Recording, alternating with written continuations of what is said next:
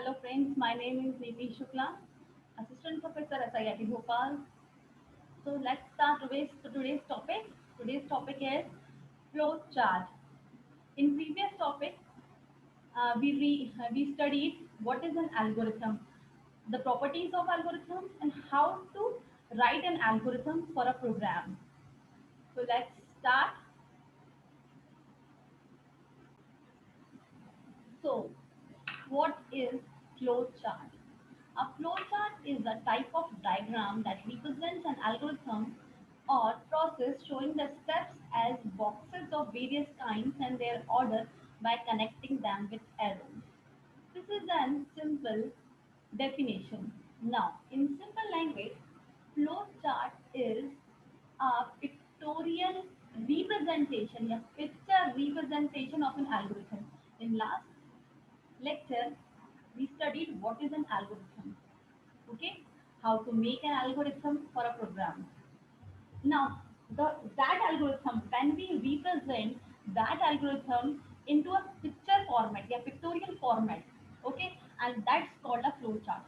जो steps हमने algorithm में लिखे हैं उन्हीं को अगर हम पिक्चर के फॉर्म में स्टेप बाय स्टेप बॉक्सेस के फॉर्म में शो करें तो उसको हम बोलते हैं क्या, फ्लो चार्ट। ओके, अब जो बॉक्सेस होते हैं यहाँ पर उन जो बॉक्सेस हैं यहाँ पर उनके फ्लो चार्ट में उनके डिफाइंड वर्क होता है कि ये इस तरीके का बॉक्स है तो उसका ये काम होगा, इस तरीके का राउंड शेप है या दूसरा रेक्टेंगल शेप है तो उसका ये काम होगा।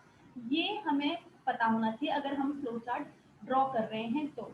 ओके, प्रोग्रामिंग या कोडिंग से पहले एल्गोरिथम बनता है, एल्गोरिथम के बाद फ्लो चार्ट बनता है और फ्लो चार्ट के बाद फिर प्रोग्रामर उसको देख के कोडिंग करता है।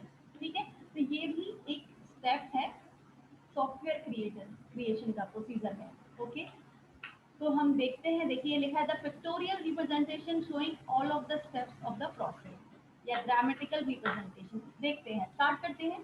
फ्लो चार्ट के जो सिंबल्स होते हैं उनमें सबसे पहले आता है start and and symbol. The start and and symbol represented by rounded rectangles.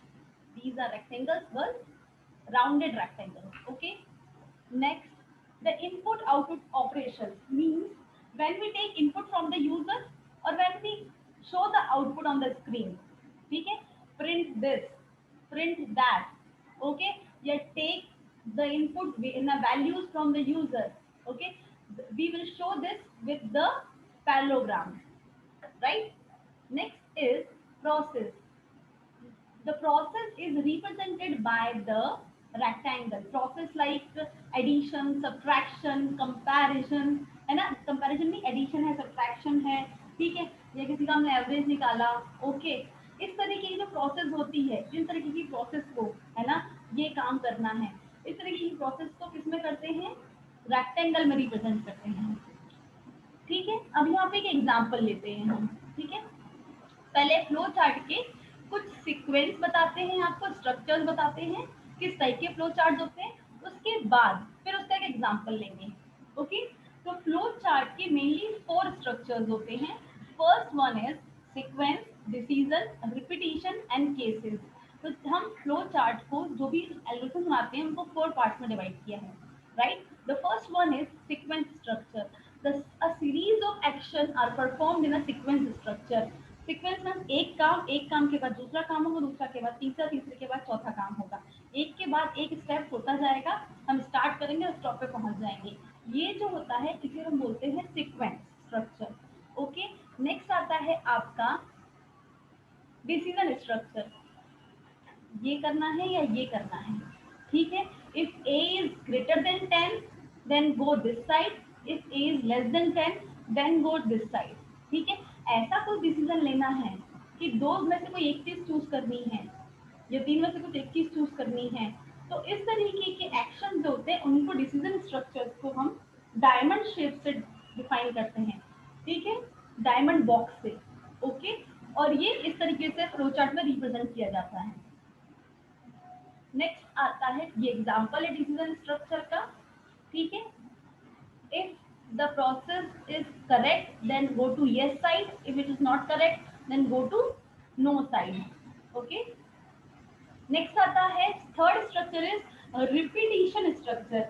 जब ऐसा कुछ काम करना है जिसमें सेम काम को बार बार रिपीट करना है, ठीक है, या जिसे हम बोलते हैं अपनी लैंग्वेज में कि लूप लगाना है ना, एक ही काम को बार बार करना है, ठीक है, तो लूप में प्रोग्राम बनते हैं।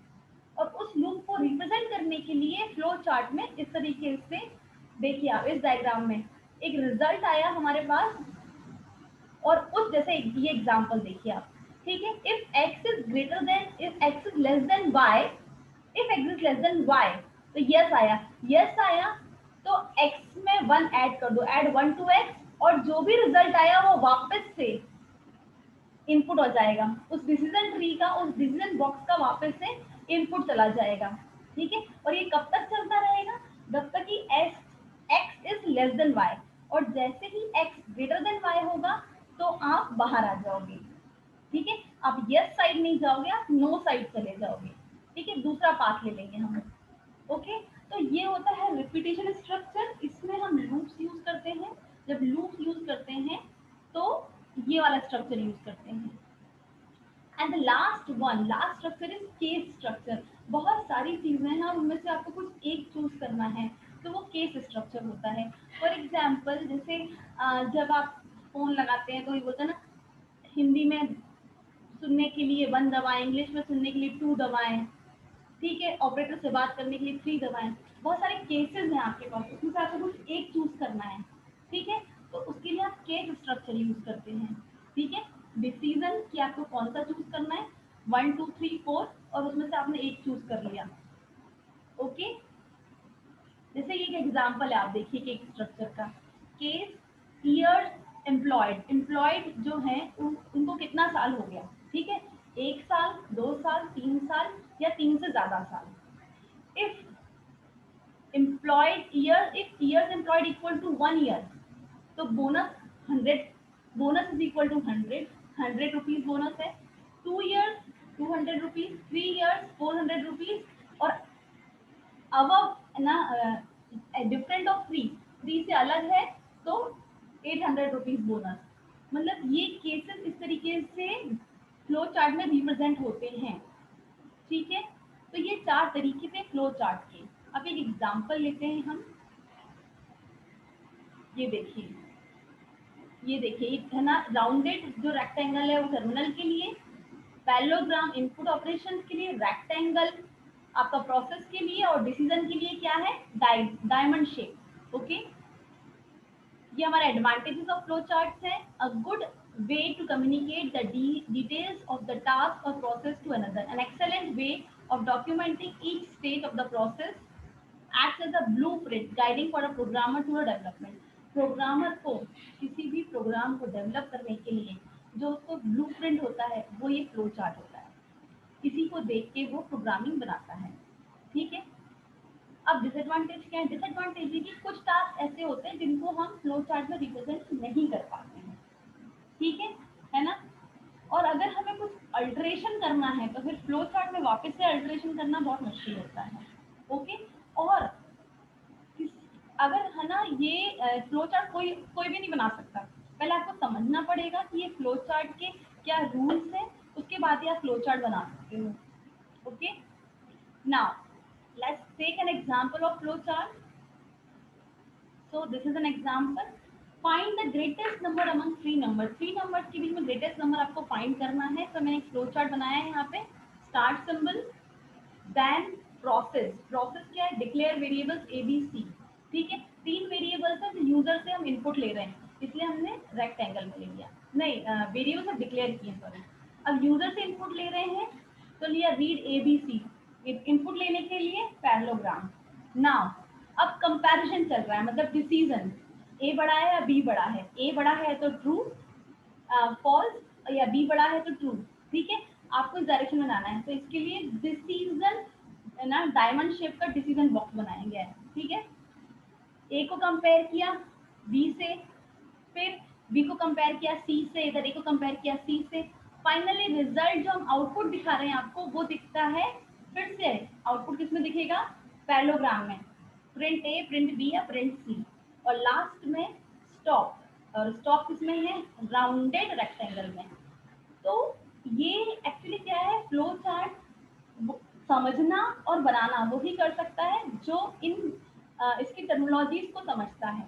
ठीक है, तो ये था हमारा फ्लो चार्ट और फ्लो चार्ट का एग्जाम्पल। ओके, चलिए नेक्स्ट टॉपिक हम पढ़ेंगे कल। So thank you. Stay tuned and keep learning with SIRT.